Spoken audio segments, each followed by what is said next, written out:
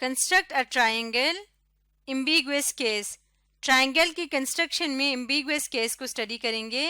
ये कौन सा केस होता है जब ट्राइंगल में टू साइड्स और एक अपोजिट एंगल, किसी भी इनमें से किसी भी एक साइड के अपोजिट एंगल की वैल्यू गिवन हो। उस केस को एम्बिगुअस केस कहा जाता है।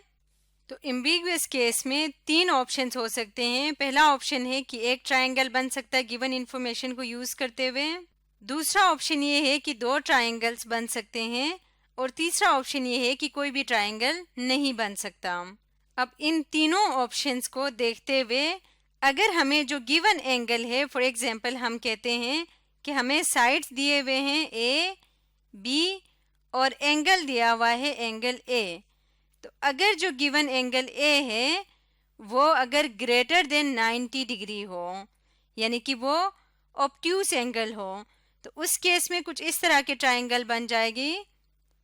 ये ट्राइंगल होगा और इसका ये एंगल ए होगा जो कि ग्रेटर देन 90 है, ए बी सी। और फॉर सपोज ए के अपोजिट साइड को हम स्मॉल ए लिखते हैं, बी के अपोजिट साइड को स्मॉल बी और सी के अपोजिट साइड को स्मॉल सी।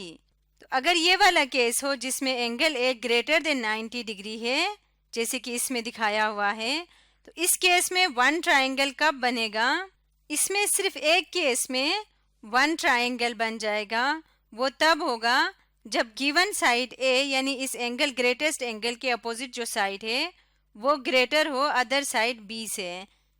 ऐसा क्यों होता है? क्योंकि हम जानते हैं जो एंगल ग्रेटेस्ट होता है उसके अपोजिट साइड भी ग्रेटेस्ट होती है। अब अगर एक ट्राइंगल को देखें तो ट्राइंगल में एक से ज्यादा एंगल 90 से ग्रेटर या ऑब्ट्यूस एंगल नहीं हो सकता। सो अगर एक एंगल ए 90 डिग्री का है, 90 डिग्री से ग्रेटर है, तो इसका मतलब एंगल बी और एंगल सी दोनों ही 90 डिग्री से स्मॉलर होंगे और इस तरह से एंगल ए के अपोजिट साइड को ग्रेटेस्ट होना चाहिए। तो अगर ये ग्रेटर है अदर गिवन साइड से, तो इसका मतलब वन ट्राइंगल बन सकता है। और अगर ऐसा नहीं है, दूसरा केस क्या होगा? ए या तो लेस देन बी हो या इक्वल टू बी हो, तब इस केस में कोई भी ट्राइंगल नहीं बनेगा, नो ट्राइंगल। क्यों नहीं बनेगा? क्योंकि फिर वो ट्राइंगल की बेसिक प्रॉपर्टी को सेटिस्फाई नहीं करती। इस केस में जब एक एंगल ग्रेटर देन 90 हो तो मैक्सिमम इसमें वन ट्राइंगल बन सकता है या फिर कोई भी ट्राइंगल नहीं बन सकता। इसमें सेकंड वाला केस नहीं पॉसिबल। सेकेंडली हम देखते हैं कि अगर हमें जो गिवन इंफॉर्मेशन है उस मुताबिक, फॉर एग्जांपल अगर हमें बताया हुआ हो ए साइड दी हो, बी की वैल्यू और एक एंगल ए दिया हुआ हो और angle A less than 90 degree हो, तो इस केस में ट्राइंगल किस तरह से बनेगी? जो ट्राइंगल कंस्ट्रक्ट होगा वो कुछ इस तरह से होगा कि इसके सारे जो एंगल्स हैं वो ऑब्ट्यूस होंगे। अब फॉर एग्जाम्पल एक्यूट होंगे। ये ए है, ये बी है और ये सी साइड है। ये ए साइड, ये बी साइड और ये सी साइड है। तो इस केस में ट्राइंगल की हाइट ये होगी जो परपेंडिकुलरी इसके ऊपर आएगा, इसको अगर हम एच कह देते हैं।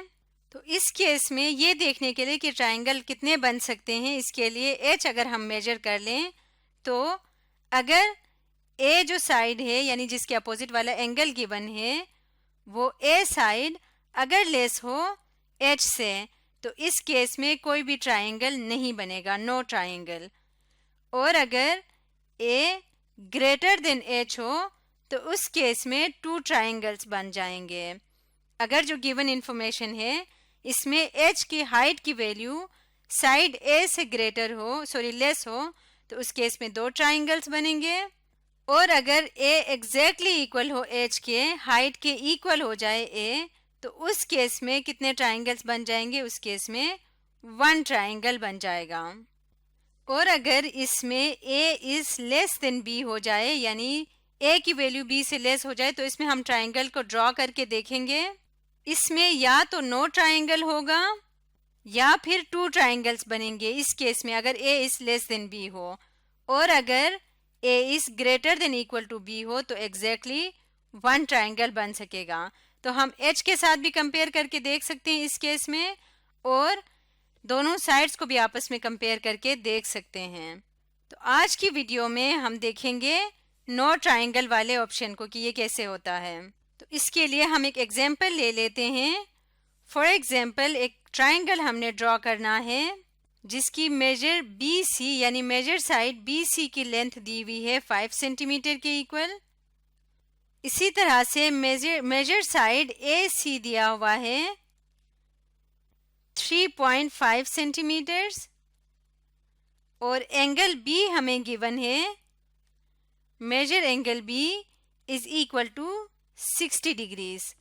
तो अगर हम इसको देखें तो given angle less than 90 degree का है तो ट्राइंगल कुछ इस तरह की बन जाएगी। इस ट्राइंगल में फॉर एग्जांपल ये B है, ये A है और ये C है। तो साइड BC जो है वो क्या कहलाएगी? A, ये C और ये B। तो अगर हम अपने क्वेश्चन में कंपेयर करें तो BC साइड को हम मेजर साइड A भी कह सकते हैं जो कि है 5 सेंटीमीटर, और इसी तरह से AC को हम कह सकते हैं मेजर साइड B जो कि है 3.5 सेंटीमीटर्स। और अगर हम इनको देखें तो ये है measure side A is greater than B। अब क्योंकि A ग्रेटर देन B है तो इसमें से कौन से वाला केस बनता है?